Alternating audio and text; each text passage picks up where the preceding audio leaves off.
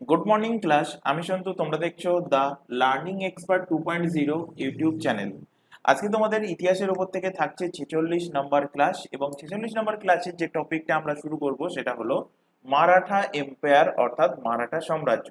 তো এর আগে অলরেডি আমরা অ্যানসিয়েন্ট হিস্ট্রি কমপ্লিট করে এসেছি, মেডিভেল হিস্ট্রির প্রায় 90% কমপ্লিট হয়ে গেছে। এই মারাঠা সাম্রাজ্য কমপ্লিট হয়ে গেলে টোটাল তোমাদের মেডিভেল হিস্ট্রি কিন্তু কমপ্লিট হয়ে যাবে। তো এর আগের দিনের ক্লাসে আমরা দেখেছিলাম বাহমনি সাম্রাজ্যের ব্যাপারে, এবং তার পাশাপাশি আমরা দেখেছিলাম বিজয়নগর সাম্রাজ্য। তো এইটুকু আমাদের কিন্তু কমপ্লিট হয়ে গেছে। তো আশা করি প্রত্যেকে আগের ক্লাসগুলো দেখে এসছো। যদি আগের ক্লাস না দেখে থাকো, উপরে আই বাটনে লিঙ্ক শো হচ্ছে, সেটার উপর ক্লিক করো, অথবা এই চ্যানেলের ডেসক্রিপশন বক্সটা ফলো করো, তার মধ্যে প্রিভিয়াস ক্লাসের প্লেলিস্টের লিঙ্ক পেয়ে যাবে। সেটার উপর ক্লিক করলে সেখান থেকে প্রিভিয়াস ক্লাসগুলো পরপর দেখে নিতে পারবে। তো শুরু করছি আজকে দক্ষিণ ভারতের আরেকটা বংশ, মারাঠা সাম্রাজ্য। মারাঠা সাম্রাজ্যের প্রতিষ্ঠাতা কে? বহুবার এক্সামে কোশ্চেন দিয়েছে। তো হেডিং করো মারাঠা এম্পায়ার অর্থাৎ মারাঠা সাম্রাজ্য। মারাঠা মারাঠা সাম্রাজ্য। প্রথম কোশ্চেন দেবে, এই মারাঠা সাম্রাজ্যের কে প্রতিষ্ঠা করেছিল? ফাউন্ডার কে? ফাউন্ডার। তো মারাঠা সাম্রাজ্যের ফাউন্ডার হলো ছত্রপতি শিবাজী। মারাঠা সাম্রাজ্যের ফাউন্ডার কে? ছত্রপতি ছত্রপতি শিবাজী মহারাজ। ছত্রপতি শিবাজী মারাঠা সাম্রাজ্যের ফাউন্ডার। ইনি কেন মারাঠা সাম্রাজ্য স্থাপন করেছিলেন? কারণ ইনি হিন্দবি স্বরাজ্য গঠনের জন্য এই মারাঠা সাম্রাজ্য প্রতিষ্ঠা করেন। তো লিখে রাখো, মারাঠা সাম্রাজ্য প্রতিষ্ঠার কারণ বা স্থাপনার কারণ। স্থাপনা কারণ হিন্দবি সাম্রাজ্য।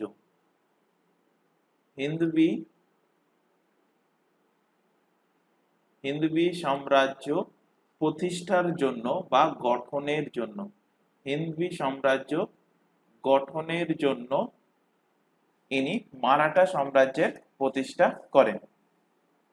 তাহলে মারাঠা সাম্রাজ্যের প্রথম শাসক কে হবে? প্রথম শাসক হলো ছত্রপতি শিবাজী মহারাজ। তো হেডিং করো ছত্রপতি শিবাজী। প্রথম শাসক কে হচ্ছে? ছত্রপতি ছত্রপতি শিবাজী। ছত্রপতি শিবাজী মহারাজ। ছত্রপতি শিবাজী। ছত্রপতি শিবাজীর জন্ম কবে হয়েছে? এনার বাবাকে, এনার মাকে, এখান থেকে কিন্তু কোশ্চেন দেয়। তো সবার প্রথমে এনার জন্ম কবে হয়েছিল? তো এনার জন্ম কবে হয়? এনার পিতার নাম কি? এনার মাতার নাম কি? মাতার নাম কি? এবং এনার সংরক্ষক কে ছিলেন, বা এনার রাজনৈতিক গুরু কে ছিলেন? রাজনৈতিক গুরু বা এনাকে সামলিয়েছেন কে? রাজনৈতিক গুরু বা এনার সংরক্ষক। সংরক্ষক। আরেকজন গুরু এনার ছিলেন, সেটা হলো আধ্যাত্মিক গুরু। আধ্যাত্মিক গুরুর নাম কি? আধ্যাত্মিক গুরু। তো শিবাজী মহারাজের জন্ম কবে হচ্ছে? দেখো, জন্ম হচ্ছে 1627 সালে। ডেট না মনে রাখলেও হবে, তবু ডেট আমি এখানে বলে দিচ্ছি। 20 এপ্রিল 1627 সালে শিবাজী মহারাজের কিন্তু জন্ম হয়। কোথায় জন্ম হচ্ছে? তো এনার জন্ম হচ্ছে শিবনের দুর্গ। কোথায় জন্ম হয়? শিবনের দুর্গে, শিবনের কিলাতে এনার জন্ম হচ্ছে। এনার বাবার নাম কি? এনার বাবা হলেন জিজাবাই। সরি, জিজাবাই হলো এনার মায়ের নাম। এনার মায়ের নাম হলো জিজাবাই। জিজাবাই। আর এনার বাবার নাম হলো শাহাজি ভোসলে। এনার বাবার নাম কি? বাবার নাম হলো শাহাজি শাহাজি ভোসলে। শাহাজি ভোসলে হলো এনার বাবা। তাহলে ছত্রপতি শিবাজি এনার জন্ম হচ্ছে কোথায়? সিবানের দুর্গে। এনার বাবা হলো শাহাজি ভোসলে এবং মায়ের নাম হলো কি? মায়ের নাম হলো জিজাবাই। এবার দেখো এনার রাজনৈতিক গুরু কে ছিলেন? তো রাজনৈতিক গুরু ছিলেন কোনদেব, দাদা কোনদেব। রাজনৈতিক গুরু ছিল দাদা কোনদেব এবং এনার আধ্যাত্মিক গুরু ছিল রামদাস, সমর্থ গুরু রামদাস। সমর্থ গুরু রামদাস ছিল এনার আধ্যাত্মিক গুরু। তো শিবাজি দেখো, শিবাজি 12 বছর বয়সে তার পিতা শাহাজি ভোসলে শিবাজিকে কিন্তু পুনের জাগির করে দিচ্ছে।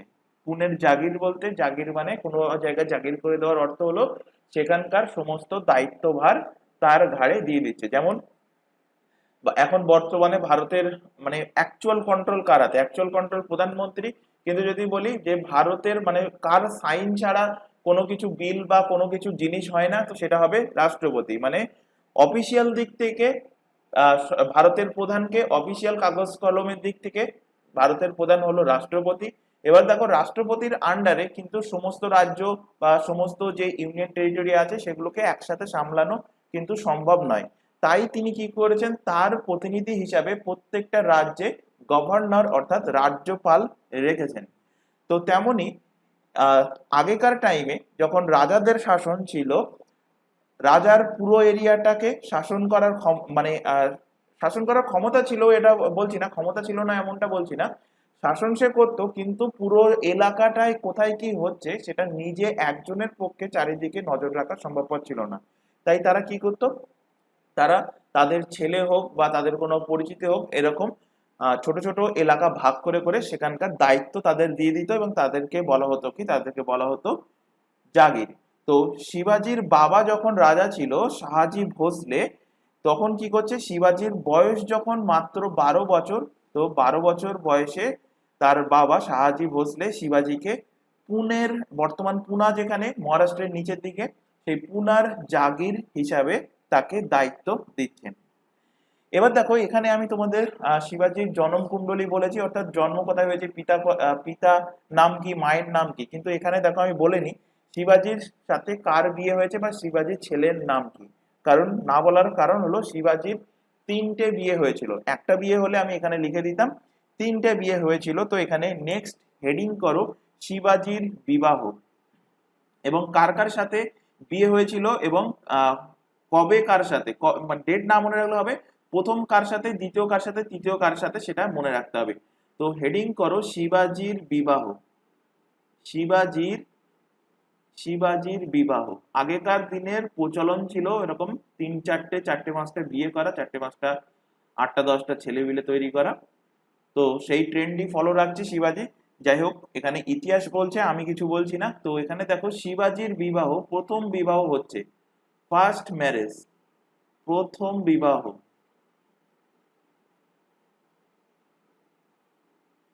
প্রথম বিবাহ কার সাথে বিয়ে করছে? প্রথমে তিনি বিয়ে করছেন 1641 খ্রিস্টাব্দে শাহবাই, সাই বাইয়ের সাথে ইনি বিয়ে করছেন।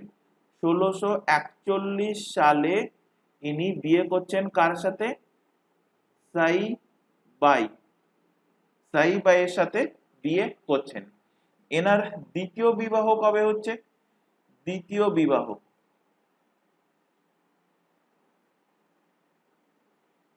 দ্বিতীয় বিবাহ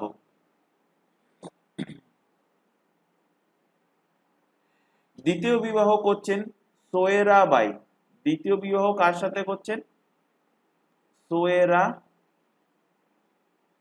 সোয়েরাবাইয়ের সাথে ইনি দ্বিতীয় বিবাহ করছেন।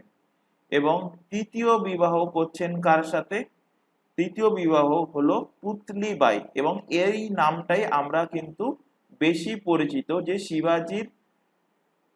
শিবাজির ওয়াইফ কে? তো শিবাজির ওয়াইফ হলো পুতলিবাই। তো তৃতীয় বিবাহ করছেন কার সাথে? তো তৃতীয় বিবাহ করছেন পুতলিবাইয়ের সাথে, পুতলিবাইয়ের সাথে। তাহলে শিবাজি প্রথম বিবাহ করছে সাইবাইয়ের সাথে, দ্বিতীয় বিবাহ করছে সোয়েরাবাই, এবং তৃতীয় বিবাহ করছে কার সাথে? পুতলি বাইয়ের সাথে ইনি কিন্তু তৃতীয় বিবাহ করছেন। এবার দেখো এদের সাথে বিবাহ হয়েছে মানে এদের অবভিয়াসলি ছেলে হবে। তো সাইবাইয়ের ছেলেকে, সাইবাইয়ের সাথে শিবাজির যে ছেলে হচ্ছে তার নাম কি? তার নাম হলো সম্ভাজি। এবং এর নাম কিন্তু পরবর্তীতে আসবে, মনে রাখবে। সম্ভাজি কার ছেলে? সাইবাইয়ের ছেলে হলো কে? সাইবাইয়ের ছেলে হলো এই সম্ভাজি। সোয়েরাবাই, সোয়েরাবাইয়ের ছেলে কে হচ্ছে? এনার ছেলে। এনার ছেলের নাম হলো রাজা রাম। এনার ছেলের নাম কি? এনার ছেলের নাম হলো রাজা রাম, হলো এনার ছেলে। এবং শিবাজি এনাকে পট রানী করে রেখেছিলেন। তো কোশ্চেন দেয় যে শিবাজির পট রানী কে ছিল? তো শিবাজির পট রানী, শিবাজির পট রানী ছিল এই সোয়েরাবাই, ছিল শিবাজির পট রানী। এবং সেই কারণে সোয়েরাবাইকে ইনি একটা উপাধি দিচ্ছেন। কি উপাধি দিচ্ছেন? রাজর্ষি। উপাধি কি দিচ্ছেন? রাজর্ষি উপাধি দিচ্ছেন। রাজর্ষি উপাধি দিচ্ছেন কাকে? এই সোয়েরাবাইকে। আর তৃতীয় বিবাহ করছে কার সাথে? পুতলি বাইয়ের সাথে তৃতীয় বিবাহ করছে, কিন্তু 1680 সালে যখন শিবাজির মৃত্যু হয়। তো মৃত্যু হওয়ার সাথে সাথে এই পুতলি বাই, তখন সতীদাহ প্রথা প্রচলন ছিল, তো এই পুতলি বাই শিবাজির চিতার উপরে উঠে যান এবং তিনি কিন্তু সতী হয়ে যান। তো লিখে রাখতে পারো এখান থেকে, 1680 সালে শিবাজির মৃত্যু হলে, শিবাজির মৃত্যুর সাথে সাথে, মৃত্যুর সাথে সাথে ইনি ইনি সতী হয়ে যান। ইনি সতী হয়ে, ইনি ইনি সতী হয়ে যান। তাহলে শিবাজি কার কার সাথে বিয়ে করেছে? সাইবাই, সোয়েরাবাই এবং হলো পুতলি বাই। সম্ভাজির নাম মনে রাখবে, পরবর্তী শিবাজির পরে পরবর্তী কিন্তু শাসক আসবে কে? মারাঠা সাম্রাজ্যের এই সম্ভাজি কিন্তু আসবে, এবং সম্ভাজির ব্যাপারে তখন আমরা কিন্তু একটু ডিটেলসে দেখব। এবার দেখো এই শিবাজির যুদ্ধ পদ্ধতি, এক্সামে বহুবার কোশ্চেন দিয়েছে, শিবাজির যুদ্ধ পদ্ধতি কি? অপশানে থাকবে, দেখবে গরিলা পদ্ধতি। তো অ্যান্সার হবে কি? অ্যান্সার হবে গরিলা পদ্ধতি। তো লিখে রাখো শিবাজির যুদ্ধের পদ্ধতি কি কেমন ছিল? তো ছিল ছাপা মার পদ্ধতি, অর্থাৎ গরিলা পদ্ধতি। আচ্ছা, তার আগে এখানে একটা ছোট ইনফরমেশন দেওয়ার আছে। তোমরা এখন যে ক্লাসটা দেখছো সেটা হলো হিস্ট্রি ফাউন্ডেশন ব্যাচ, যেটা তোমাদের রেলের এনটিপিসি, গ্রুপ ডি থেকে শুরু করে এসএসসি, সিজিএল, সিএসএসএল এবং এসএসসির সমস্ত রকম এক্সাম, পুলিশের কনস্টেবল থেকে শুরু করে এসআই প্রত্যেকটা এক্সাম, এবং পিএসসির ক্লার্কশিপ, মিসলেনিয়াস এবং ডাব্লিউবিসিএস এর প্রিলি এবং মেন্স কিন্তু কভার করবে যদি তোমরা এই ব্যাচটা প্রথম থেকে শেষ পর্যন্ত কমপ্লিট করতে পারো। এর পাশাপাশি এই প্রত্যেকটা এক্সামের বিভিন্ন সাবজেক্টের কিন্তু ক্লাস চলছে আমাদের এই চ্যানেলে সম্পূর্ণ ফ্রিতে। রেগুলার বেসিসে লাইভ ক্লাস চলছে, লাইভ ক্লাস অ্যাটেন্ড না করতে পারলে ক্লাস থেকে যায় রেকর্ডেড ফরম্যাটে। সুতরাং রেকর্ডেড হিসেবে ক্লাস তোমরা তোমাদের সময় মতো দেখে নিতে পারবে, তবে কেউ এই চ্যানেলের কোনো ক্লাসকে ডাউনলোড করে দেখবে না, এটা আমাদের তরফ থেকে তোমাদের কাছে রিকোয়েস্ট থাকছে। আর এই প্রত্যেকটা এক্সামের জন্য আলাদা আলাদা হোয়াটসঅ্যাপ ব্যাচ ওপেন করা আছে, নিচে সেই হোয়াটসঅ্যাপ নাম্বার তোমাদের সামনে শো হচ্ছে। যদি তোমরা কোনো ব্যাচে যুক্ত হতে চাও, কোনো রকম ফিস লাগে না, শুধুমাত্র এই হোয়াটসঅ্যাপ নাম্বারে শুধুমাত্র মেসেজ করে ইনফর্ম করবে, কেউ এই নম্বরে নর্মাল কল বা ভিডিও কল করবে না।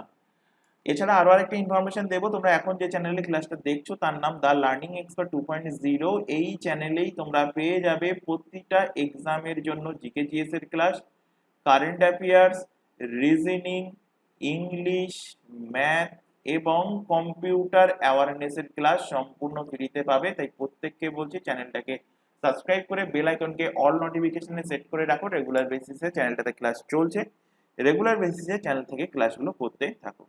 আচ্ছা, নেক্সট হেডিং করো যে শিবাজির যুদ্ধের পদ্ধতি। বহুবার এক্সামে কোশ্চেনটা দিয়েছে, কিন্তু শিবাজির যুদ্ধের পদ্ধতি কেমন ছিল? শিবাজির যুদ্ধের পদ্ধতি কেমন ছিল? তো মনে রাখবে শিবাজির যুদ্ধের পদ্ধতি ছিল গরিলা যুদ্ধ করত তিনি। গরিলা যুদ্ধ, গরিলা যুদ্ধ বা ছাপামার ছাপামার পদ্ধতি, গরিলা যুদ্ধ বা ছাপামার পদ্ধতি। তো যুদ্ধের ব্যাপারে চলে আসলো যখন, তো শিবাজির আমরা দেখব যে প্রমুখ সৈন্য অভিযান। তো নেক্সট হেডিং করো যে শিবাজির সৈন্য অভিযান। সমস্ত সৈন্য অভিযান পড়ার দরকার নেই, ইম্পর্টেন্ট যেগুলো আছে সেইগুলো জানলেই হবে। শিবাজির প্রমুখ প্রমুখ সৈন্য অভিযান, শিবাজির প্রমুখ সৈন্য শিবাজির প্রমুখ সৈন্য অভিযান, ইম্পর্টেন্ট সৈন্য অভিযান কি কি। তো দেখো প্রথম সৈন্য অভিযান, শিবাজির প্রথম সৈন্য অভিযান কি? প্রথম অভিযান,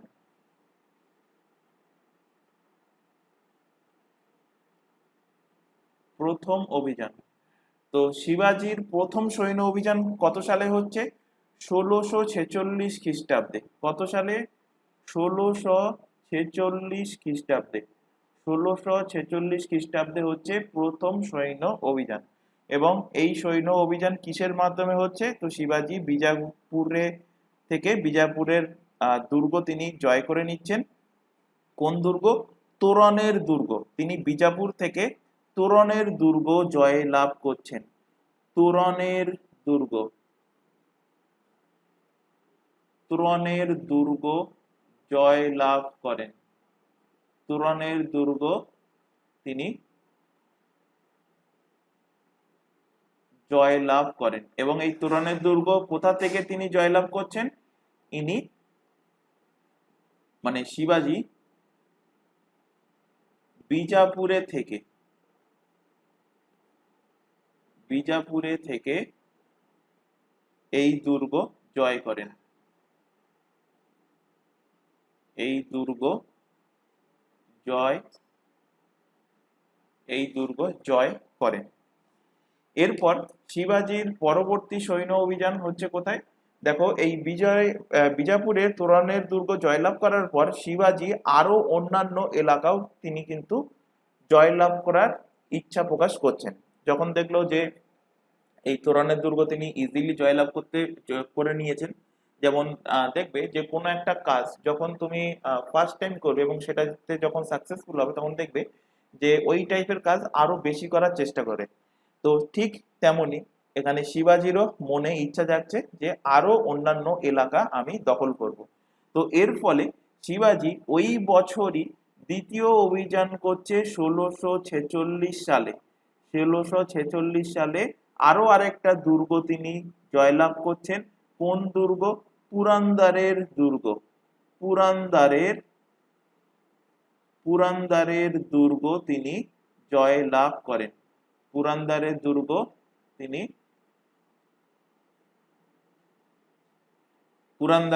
তিনি জয়লাভ করেন। শিবাজি এই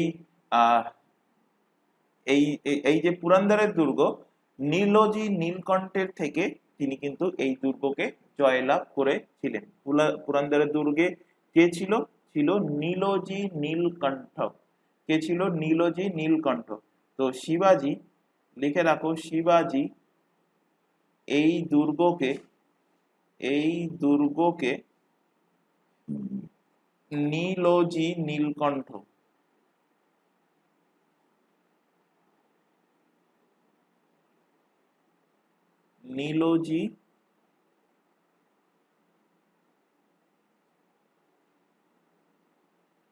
নীলজি নীলকণ্ঠের থেকে জয়লাভ করেন। নীলজি নীলকণ্ঠের থেকে এই দুর্গকে তিনি কিন্তু জয়লাভ করছেন। এরপর 1656 সালে এসে শিবাজি জাউলি নামক একটা দুর্গ, সেই দুর্গটাকে জয়লাভ করছেন। তো নেক্সট লিখে রাখো 1656 সালে। এরপর 1656 সালে জাউলি দুর্গ, 1656 সালে দুর্গের নাম কি? জাওলি দুর্গ।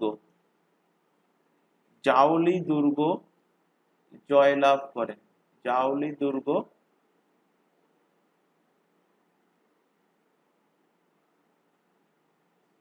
জাওলি দুর্গ জয়লাভ করে। এই জাওলি দুর্গটা ছিল কিন্তু একটা পাহাড়ি দুর্গ।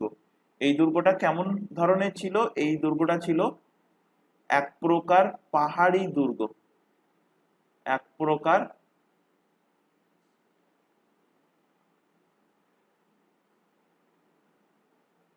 প্রকার পাহাড়ি দুর্গ ছিল। এবং এই দুর্গটা কার ছিল, মানে কার থেকে তিনি ছিনিয়ে নিয়েছেন? তো তার নাম হলো চন্দ্র রাও মৌর্য। তার নাম কি? তার নাম হলো চন্দ্র রাও মৌর্য। চন্দ্র রাও মৌর্যের দুর্গ ছিল। মৌর্যের দুর্গ ছিল এটা। দুর্গ ছিল, তার কাছ থেকে তিনি এই শিবাজী কিন্তু ছিনিয়ে নেন এবং এই চন্দ্র রাও মৌর্যকে শিবাজী হত্যা করে দেন। শিবাজী এনাকে হত্যা করে দেন। এনাকে হত্যা করে দেন। হত্যা করে দেন। তো কোনো রাজাকে হত্যা করে তার এরিয়াটাকে যখন দখল করা হয়, তখন মানে কোনো একটা রাজা, ধরো এ নামক একটা রাজা বি নামক রাজাকে হত্যা করে তার এরিয়াকে যখন দখল করবে, তখন এ রাজার কিন্তু সেটা হয় কি, হয় বাস্তবিক বিজয়, মানে অ্যাকচুয়াল উইনার বা অ্যাকচুয়াল বিজয় কিন্তু সেই ক্ষেত্রে হয়। তাই এই জাওলি দুর্গের বিজয়ের সাথে সাথে যখন শিবাজী এই চন্দ্ররাও মৌর্যকে হত্যা করে দেন, তো এটা হয়ে যায় শিবাজীর বাস্তবিক বিজয়, অর্থাৎ শিবাজীর গুরুত্বপূর্ণ একটা বিজয়। শিবাজীর বাস্তবিক বাস্তবিক বিজয়। বাস্তবিক বিজয় কাকে বলা হয়? এই জাওলি দুর্গের আক্রমণকে, অর্থাৎ 1656 সালে। তো শিবাজী 1643 থেকে 1656 সালের মধ্যে অনেকগুলো কিন্তু তিনি দুর্গ জয়লাভ করেছিলেন। তো কোশ্চেন দেয় তিনি মোট কতগুলো দুর্গ জয়লাভ করেছিলেন, এক্সামে কোশ্চেন দিয়েছে। তো হেডিং করো 1643 থেকে 1656 সালের মধ্যে 1656 সালের মধ্যে শিবাজীর দ্বারা জেতা দুর্গ। শিবাজীর দ্বারা জেতা দুর্গ বা কিলা। তো 1643 থেকে 1656 সালের মধ্যে শিবাজী কোন কোন দুর্গ জয়লাভ করেছিলেন? তো ইম্পর্টেন্ট যেগুলো সেগুলোই বলছি, বেশি লিখে রেখে কোনো লাভ নেই। ফার্স্ট লেখো চাকন দুর্গ। চাকন দুর্গ। কোড়ানার দুর্গ।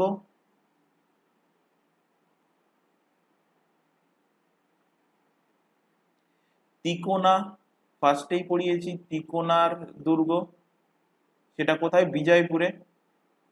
তিকোনার দুর্গ, বারমতির দুর্গ, এই সমস্ত দুর্গ জয়লাভ করেছেন কে? করেছেন এই শিবাজী। এদিকে সুপার দুর্গ। সুপার দুর্গ, লোহাগড়ের আদি দুর্গ। লোহাগড়ের আদি দুর্গ। তো এই সমস্ত দুর্গ জয়লাভ করছে কে? জয়লাভ করছে শিবাজী 1643 থেকে 1656 সালের মধ্যে। এবং এখান থেকে কোশ্চেন দেবে যে শিবাজীর দ্বারা জয়লাভ করা টোটাল দুর্গ, মোট দুর্গ। লিখে রাখো শিবাজীর দ্বারা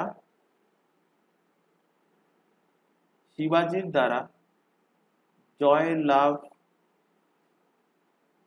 করা মোট কিলা বা মোট দুর্গের সংখ্যা কটা? তো শিবাজীর দ্বারা জয়লাভ করা মোট দুর্গের সংখ্যা হলো, মনে রাখবে, 35। 35টি দুর্গ তিনি কিন্তু জয়লাভ করেছিলেন। এরপর 35টা দুর্গ জয়লাভ করার পর শিবাজি 1656 সালে তিনি তার নতুন রাজধানী বানাচ্ছে। তো শিবাজির নতুন রাজধানী কোথায় হচ্ছে? তো 1656 সালে শিবাজির নতুন রাজধানী, নতুন ক্যাপিটাল, নতুন রাজধানী কোথায় বানাচ্ছে? শিবাজি নতুন রাজধানী বানাচ্ছে, দেখো, রায়গড়, বা তার নাম কি ছিল আগে? রাজগড়। রাজগড় বা রায়গড় তার নিউ ক্যাপিটাল বানাচ্ছে। অর্থাৎ মারাঠা সাম্রাজ্যের ক্যাপিটাল কোথায় হয়ে যাচ্ছে? রাজধানী হয়ে যাচ্ছে রায়গড় বা রাজগড়ে। এবার এর ঠিক পরের বছর এসে শিবাজির সঙ্গে মুঘলদের যুদ্ধ হচ্ছে। এবার দেখো, এখান থেকে আরেকটা কোশ্চেন দেয় যে শিবাজির সমসাময়িক, মানে শিবাজি যখন এদিকে শাসন চালাচ্ছিল মারাঠা সাম্রাজ্যের, তখন ভারতে অ্যাকচুয়াল শাসন কার চলছিল? তো তখন কিন্তু মুঘলদের শাসন চলছিল। এবং এই 1643-56 এই টাইম পিরিয়ডে কার শাসন চলছিল? অলরেডি পড়িয়েছি তোমাদের, মুঘল সাম্রাজ্যে ঔরঙ্গজেবের কিন্তু শাসনকাল চলছিল। তো কোশ্চেন দেয় যে শিবাজির সমসাময়িক কোন মুঘল শাসক ছিলেন? তো অ্যান্সার কি হবে? অ্যান্সার হবে ঔরঙ্গজেব। তো এদিকে শিবাজি যখন ধীরে ধীরে একটা, দুটো, তিনটে, চারটে, 10টা, 15টা, 20টা করে 35টা দুর্গ জয়লাভ করে নিচ্ছে, ধীরে ধীরে তার সাম্রাজ্য যখন বিস্তার লাভ করছে, তখন ওদিকে ভারতের উত্তরে বসে থাকা মোগল সাম্রাজ্যের ঔরঙ্গজেব ভাবছে যে ধীরে ধীরে যদি তাকে ছেড়ে দেওয়া হয় এই শিবাজিকে, তাহলে একদিন আমাকেও গদি থেকে শিবাজি হটিয়ে দিতে পারে। তাই ঠিক 1657 সালে শিবাজির সাথে মুঘলদের প্রথম লড়াই হয়। তো লিখে রাখো, শিবাজির সাথে শিবাজির সাথে শিবাজির সাথে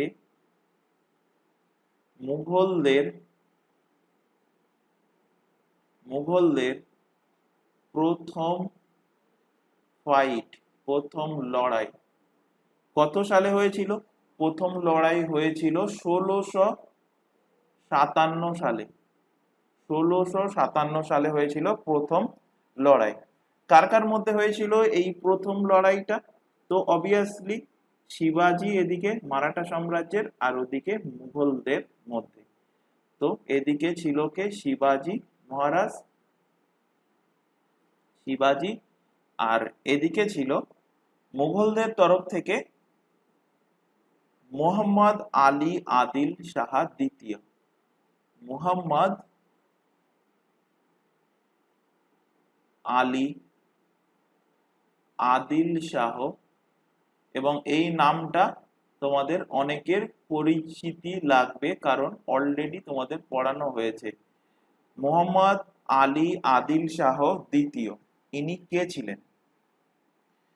গত দিনের ক্লাস, মানে লাস্ট দুটো তিনটে ক্লাস যারা করেছো তারা রিলেট করতে পারবে।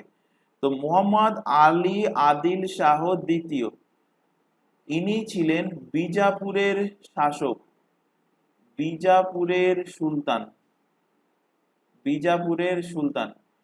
এবং বিজাপুর ভেঙেছিল, বিজাপুরের গোলকুন্ডা তো ভেঙেছিল কিসের থেকে? বাহমনি সাম্রাজ্য থেকে ভেঙেছিল।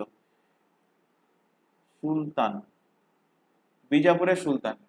এবং এই মোহাম্মদ আদিল শাহ দ্বিতীয়, ইনি বিজাপুরের সুলতানের হওয়ার পাশাপাশি ইনি মুঘলদের কিন্তু সাইড থেকে লড়াই করেছিলেন। তো ইনি মুঘলদের তরফ থেকে লড়াই করেন। ইনি মুঘলদের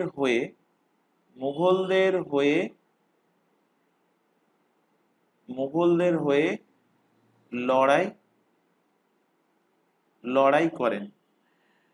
কারণ মুঘলদের সাথে এই বিজাপুরের কিন্তু সন্ধি হয়েছিল, সেই কারণে মোহাম্মদ আলী আদিল শাহ দ্বিতীয় শিবাজির এগেনস্টে যখন লড়াই করছে, তখন তিনি মুঘলদের হয়ে লড়াই করছেন। এবং এই যুদ্ধে এরা পরাজিত হয়, অর্থাৎ মুঘলরা কি হয়, মুঘলরা পরাজিত হয়। এই যুদ্ধে মুঘলরা পরাজিত হয়। জয়ী হন কে? শিবাজি মহারাজ জয়ী হন। শিবাজি মহারাজ জয়ী হন। এবং এই যুদ্ধের ফলে দক্ষিণ ভারতের মুসলিম সাম্রাজ্যের মধ্যে তখন যখন শিবাজি এই মোহাম্মদ আলী আদিল শাহকে হারিয়ে দিল, বিজাপুরের সুলতানকে, তখন দক্ষিণ ভারতের যে সমস্ত অন্যান্য মুসলিম সাম্রাজ্য ভেঙে গিয়েছিল, তোমাদেরকে অলরেডি আগের দিনের ক্লাসে পড়িয়েছি, বিজাপুর, ওদিকে আহমেদ নগর, বারার, গোলকুন্ডা, বিদার, তো এদের মধ্যে তখন একটা হালচাল পড়ে যায় যে ভারতে আরো আরেকটা বড় শাসক এসছে যে আমাদেরকে মানে মেরে এখান থেকে বের করে দিচ্ছে। তো শিবাজির আতঙ্ক তাদের মধ্যে মনের মধ্যে একটা চলে আসে এবং এরা ভাবে কোনো না কোনো ভাবে যদি আমি এই ব্যক্তিকে হারাতে না পারি তাহলে ভবিষ্যতে দিন কিন্তু খুব অন্ধকার, ভবিষ্যতে দিন খুব অন্ধকার। কাকে হারানোর কথা বলছে? এই শিবাজিকে। এরপর বিজাপুরের সর্দার হন যখন আদিল শাহ হটে গেল, এরপর বিজাপুরের সর্দার কে হচ্ছে, গল্পটা ভালোভাবে শুনবে। বিজাপুরের সর্দার, এরপর বিজাপুরের সর্দার হন আফজল খাঁ। বিজাপুরের সর্দার হন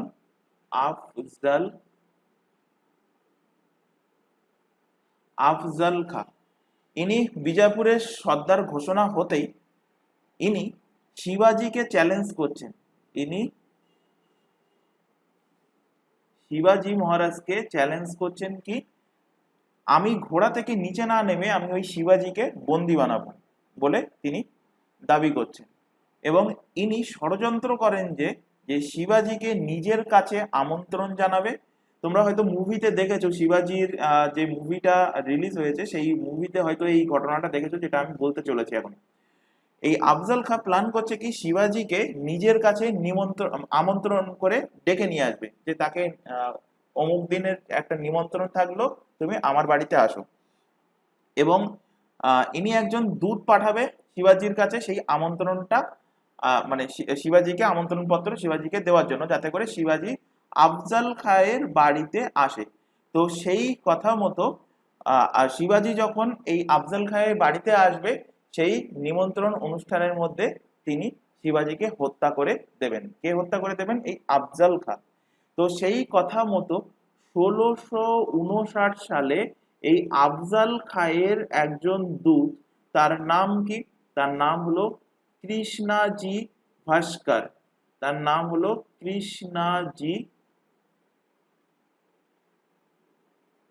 কৃষ্ণাজি ভাস্কর। এই কৃষ্ণাজি ভাস্করকে পাঠান কার কাছে? কৃষ্ণাজি ভাস্করকে পাঠান এই শিবাজির কাছে।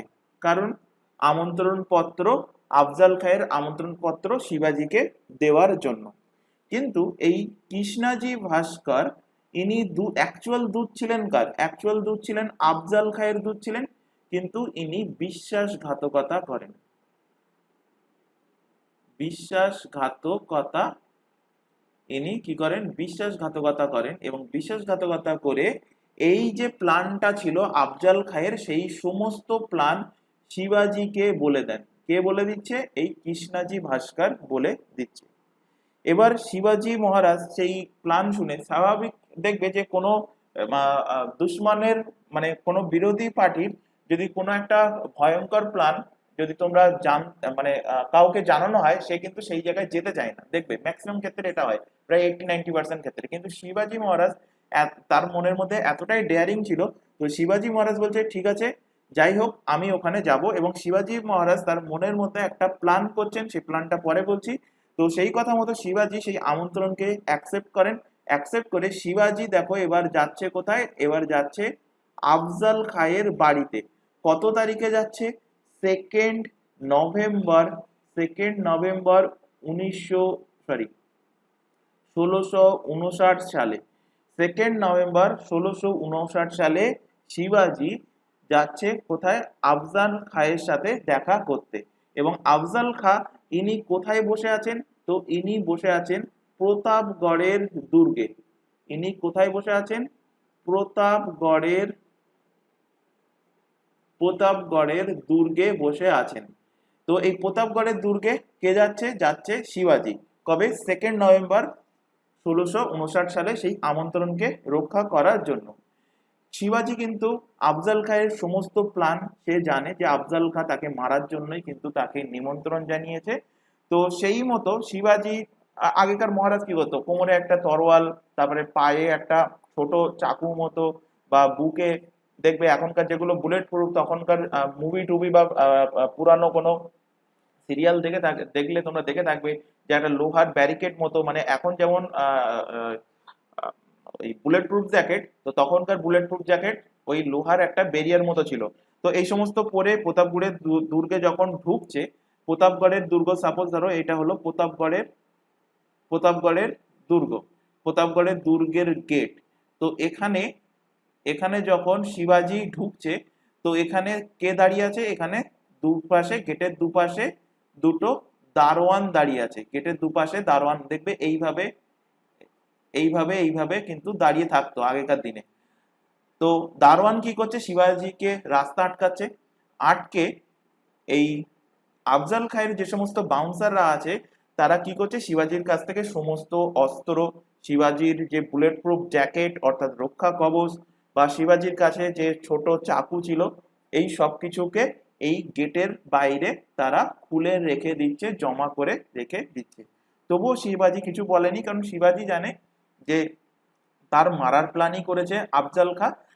তো শিবাজি এই আফজাল খাঁয়ের বাড়িতে আসার আগে শিবাজি কিন্তু প্ল্যান করেছে যে কিভাবে আফজাল খাঁকে মারা যায়, এবং উইদাউট তরোয়াল, উইদাউট ছোট চাকু যাকে কাটারি বলা হয়, এই সমস্ত চাকু বা তরোয়াল ব্যবহার না করে বা তীর ধনুক ব্যবহার না করে কিভাবে মারা যায়, তো তার জন্য শিবাজি প্ল্যান করেছে কিসের? বাঘ নখের প্ল্যান করেছে। বাঘ নখ, বাঘ নখ। তো শিবাজি কি করেছে? শিবাজি তার হাতে বাঘের নখ পরিধান করে এসেছে, এবং দারোয়ানরা কি জানে, চাকু বা তরোয়াল বা রক্ষা কবচ এইগুলো যদি খুলে নি, তাহলে শিবাজি নিরস্ত্র হয়ে যাবেন, মানে তার কাছে কোনো অস্ত্র থাকবে না। তো এগুলোকে খুলে নিয়ে যখন শিবাজি গেটের মধ্যে দিয়ে প্রবেশ করলো আফজাল খাঁয়ের সাথে দেখা করার জন্য, তো অপরদিকে আফজাল খাঁও কিন্তু রেডি ছিল যে এসো শিবাজি, দুহাত মিলিয়ে। যখন দেখবে যে আমাদের যে কোনো ধর্মীয় অনুষ্ঠান হোক, মুসলিমদের হোক বা হিন্দুদের হোক, দেখবে আগেকার, মানে আমাদের আগের জেনারেশনের যে সমস্ত লোক আছে বা আমাদের জেনারেশনের মধ্যেও চলন আছে, দেখবে কোলাকুলি করার একটা চলন আছে।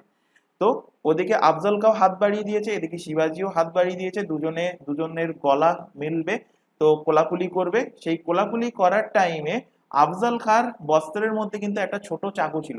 তো আফজল খাঁ সেই চাকু দিয়ে শিবাজির পেটে ঢুকিয়ে শিবাজিকে মেরে দেওয়ার প্ল্যান করেছিল। তার ঠিক আগেই শিবাজি সেই বাঘ নখ ঢুকিয়ে দেয় আফজল খাঁয়ের পেটে, এবং বাঘ নখ যখন আফজল খাঁয়ের পেটে ঢুকিয়ে দিয়ে পেটের মধ্যে সমস্ত নাড়ি ভুড়ি টেনে বার করে নিয়ে আসে, আফজল খাঁ মারা যায়।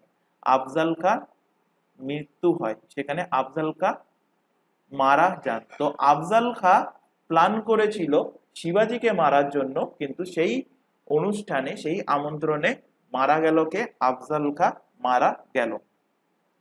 যেই আফজল খাঁ জায়গায়, মানে কোনো দুশ্মনের জায়গায় গিয়ে যদি সেই দুশ্মনকে যদি তুমি মারতে পারো, দেখবে তোমার পাওয়ার কিন্তু আগে যা ছিল তার 3 গুণ 4 গুণ বেড়ে যায়। তো শিবাজির আতঙ্ক তখন আরো বেশি বেড়ে গেল দক্ষিণ ভারতের মধ্যে, বিশেষ করে। তো এই সমস্ত ঘটনা যখন উত্তরে বসে থাকা ঔরঙ্গজেবের কাছে চলে গেল, তো ঔরঙ্গজেব সেই টাইমে মুঘলদের শাসক ছিল। তো ঔরঙ্গজেব কি করছে? ঔরঙ্গজেব ভাবছে যে একে যদি না দমানো যায়, শিবাজিকে যদি না দমানো যায়, তাহলে ভবিষ্যতে এ হয়তো মুঘল সাম্রাজ্যের পথের কাঁটা হতে পারে। তো একে দমানোর জন্য শিবাজিকে দমানোর জন্য বিভিন্ন প্রতিনিধি ঔরঙ্গজেব পাঠাচ্ছে দক্ষিণ ভারতে, কিন্তু সবাই আসছে, শিবাজি তাকে ঠ্যাঙাচ্ছে, মারছে, এবং শিবাজি তাদেরকে সেখান থেকে ভাগিয়ে দিচ্ছে। তো শিবাজির ঔরঙ্গজেবের যে সমস্ত প্রতিনিধি শিবাজিকে বোঝানোর জন্য হোক বা শিবাজির এগেনস্টে এসে লড়াই করা হোক আসে, তো শিবাজির হাতে মার খেয়ে তারা চলে যাচ্ছে। তো এই মতো অবস্থায় এর ঠিক পরের বছর 1660 সালে, এর ঠিক পরের বছর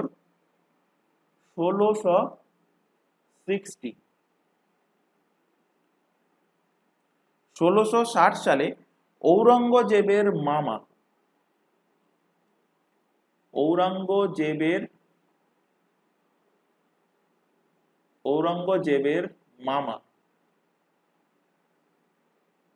মামার নাম কি? শায়েস্তা খা। ঔরঙ্গজেবের মামার নাম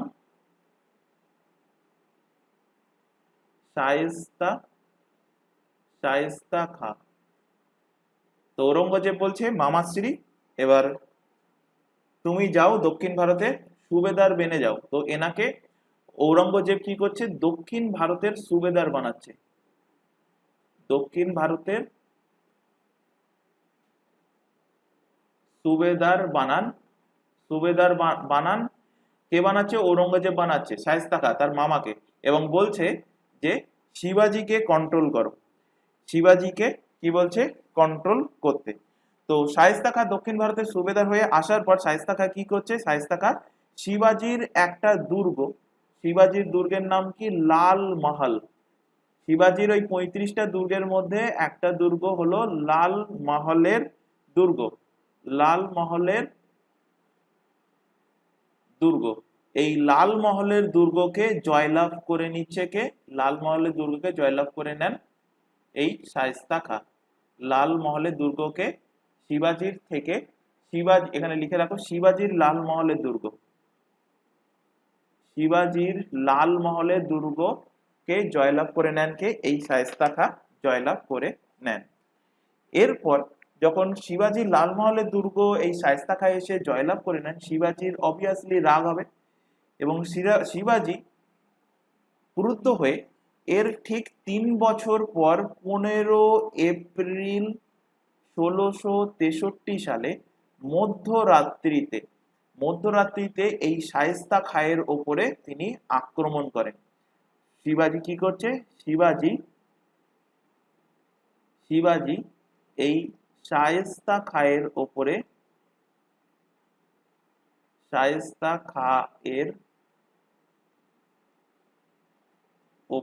আক্রমণ করেন। শায়েস্তা খায়ের ওপরে কি করছেন? আক্রমণ করেন। এবং শায়েস্তা খায়ের ওপরে যখন ফুল পাওয়ারে, একদম ফুল ফ্লেজেন্টে যখন শিবাজি অ্যাটাক করেছেন মধ্যরাত্রিতে, এবং মধ্যরাত্রিতে তখন উইদাউট ইনফরমেশন, কারণ একটা কোনো যুদ্ধ করার জন্য তার একটা প্রিপারেশন দরকার। তো উইদাউট প্রিপারেশনে যখন শায়েস্তা খাকে তিনি অ্যাটাক করেছেন, তো শায়েস্তা খা সেখান থেকে হাত গুটিয়ে তিনি জীবন বাঁচিয়ে পালিয়ে যান। শায়েস্তা খা পালিয়ে যান, কিন্তু সেখান থেকে পালাতে পারেনি কে? এর ছেলে। এর ছেলের নাম হলো ফতেহা খা। ফতেহা খা হলো এই শায়েস্তা খায়ের ছেলে। তো শায়েস্তা খাকে হাতে না পেয়ে এই ফতেহা খাকে শিবাজি হাতে পায় এবং ফতেহা খাকে শিবাজি কি করে? হত্যা করে দেয়। ফতেহা খাকে শিবাজি হত্যা করে দেন। তো বাবাকে মারতে এসেছিল, কিন্তু বাবাকে না পেয়ে তার ছেলেকে হত্যা করে দেন এই শিবাজি। এরপর ঔরঙ্গজেব আরো বেশি ক্রুদ্ধ হয়ে যায়, কারণ মামার ছেলে মানে তার দাদা হোক বা ভাই হোক তাকে হত্যা করেছে। তো ঔরঙ্গজেব তখন প্রস্তাব রাখছে যে শিবাজিকে কে বন্দি বানাতে পারবে, যে বন্দি বানাতে পারবে শিবাজিকে, সে আমার সামনে আসো। কিন্তু শিবাজির আতঙ্ক এতটাই স্প্রেড হয়ে গিয়েছিল দক্ষিণ ভারতে, এতটাই ছড়িয়ে গিয়েছিল, কেউ হাত তোলার সাহস পায়নি। যেমন তোমরা স্কুল লাইফে রিলেট করবে যে কোনো একটা টিচার, মানে প্রত্যেকটা স্কুলে কোনো না কোনো টিচার থাকে, তাকে সবাই কিন্তু ভয় পায়, খুব ভয় পায়। এবং সেই টিচার যখন ক্লাসে আসে এবং কোনো পড়া ধরার চেষ্টা করে, তখন কোনো পড়া ধরলে দেখবে কেউ হাত তোলে না, যে এই কোশ্চেনের অ্যান্সার হয়তো জিজ্ঞাসা করলো যে এই কোশ্চেনের অ্যান্সার কে পারবে, তো দেখবে কেউ হাত তোলে না। তো ঠিক তেমনই হচ্ছে যে শিবাজির আতঙ্ক এতটাই ছড়িয়ে গেছে, ঔরঙ্গজেবের সভাতে কেউ হাত তুলছে না যে শিবাজিকে কে বন্দি করতে রাজি হওয়ার জন্য। তো ঔরঙ্গজেব 1665 সালে দেখো আমিরের শাসক, আমির কোথায়? জয়পুর, রাজস্থান। শিবাজি ঔরঙ্গজেব কি করছে? ঔরঙ্গজেব ঔরঙ্গজেব 1665 সালে আমিরের শাসক, 1665 সালে আমির কোথায়? জয়পুর, রাজস্থান। এই আমিরের শাসক হলো মির্জা রাজ জয় সিংহ, মির্জা রাজা জয় সিংহ, মির্জা রাজা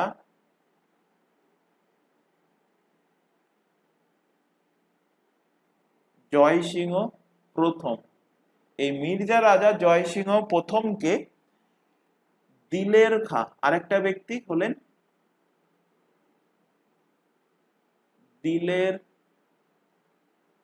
দিলের খাঁ, এই দুজনকে কম্বাইন করে শিবাজির এগেনেস্টে পাঠাচ্ছে। এদেরকে পাঠাচ্ছে কোথায়? এদেরকে পাঠাচ্ছে শিবাজির এগেনেস্টে,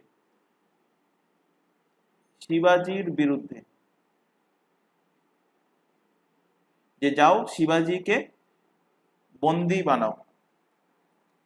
এর মধ্যে এই যে জয় সিং, অর্থাৎ মির্জা রাজা জয় সিং আমিরের শাসক, এই জয় সিং কিন্তু খুব চালাক ছিলেন। ইনি শিবাজির পুরন্দরের দুর্গের মধ্যে যখন ছিল, শিবাজি সেই টাইমে কোথায় ছিল? পুরন্দরের দুর্গের মধ্যে, পুরন্দরের দুর্গ। তো পুরন্দরের দুর্গের মধ্যে যখন শিবাজি ছিল, তো শিবাজিকে ঘেরার জন্য এই পুরন্দরের দুর্গকে চারিদিক থেকে করে ফেলছে, চারিদিক থেকে ঘেরাও করে ফেলছে, চারিদিক থেকে কি করছে? চারিদিক থেকে ঘেরাও করে ফেলছে। এবার উভয়ের মধ্যে যখন চারিদিক থেকে ঘেরাও করে ফেলছে, তখন শিবাজি বাধ্য হয়ে সন্ধির রাস্তা তিনি বেছে নিচ্ছেন। তো এখানে দেখো সন্ধি হচ্ছে কত সালে? সন্ধি হচ্ছে 1665 সালে, 24 জুন, 1665 সন্ধি হচ্ছে। কোথায় হচ্ছে? পুরন্দরে। তাই এই সন্ধিটার নাম কি? পুরন্দরের সন্ধি, পুরন্দরের সন্ধি। এক্সামে বহুবার কোশ্চেন দিয়েছে পুরন্দরের সন্ধি কবে হয়েছিল, কাদের মধ্যে হয়েছিল। তো পুরন্দরের সন্ধি হচ্ছে কার কার মধ্যে? পুরন্দরের সন্ধি হচ্ছে দেখো এদিকে শিবাজি আর ওদিকে ঔরঙ্গজেব। মুঘলদের প্রতিনিধি জয় সিং, মুঘলদের প্রতিনিধি কার মধ্যে? জয় সিং। তো অনেক সময় ঔরঙ্গজেবও থাকে বা অনেক সময় জয় সিং থাকবে, এবং এই জয় সিং প্রথমকে ইনি হলেন মুঘলদের প্রতিনিধি, মুঘলদের প্রতিনিধি। এবার এই পুরন্দরের সন্ধিতে কি কি শর্ত রাখা হয়েছিল, কি কি ঘটনা হয়েছিল, এগুলো নিয়ে আমরা নেক্সট ক্লাসে আলোচনা করব। তার আগে দেখো এখানে একটুখানি এক জায়গায় মিস্টেক হয়েছে, যে শায়েস্তা খাঁকে যখন মানে শিবাজি 1663 সালে শায়েস্তা খাঁর ওপর যখন অ্যাটাক করছে, আক্রমণ করছে, তো শায়েস্তা খাঁ পালিয়ে যাচ্ছে, এবং এটা ঔরঙ্গজেব জানতে পেরে এই শায়েস্তা খাঁকে কোথায় পাঠিয়ে দিচ্ছে? বাংলাতে পাঠিয়ে দিচ্ছে। একে বাংলার সুবেদার হিসেবে পাঠিয়ে দেন, বাংলার সুবেদার, শায়েস্তা খাঁকে বাংলার সুবেদার করে দেন, বাংলার সুবেদার করে দেন। এবং ঔরঙ্গজেব যখন বারবার শিবাজিকে আক্রমণ করার চেষ্টা করছে, তখন শিবাজি ক্রুদ্ধ হয়ে মুঘলদের ঘরে ঘরে গিয়ে লুটপাট চালাচ্ছে। তো সর্বপ্রথম এখান থেকে একটা কোশ্চেন দেয় যে সর্বপ্রথম শিবাজি লুটপাট চালিয়েছে কোথায়? সর্বপ্রথম শিবাজি লুট করেন,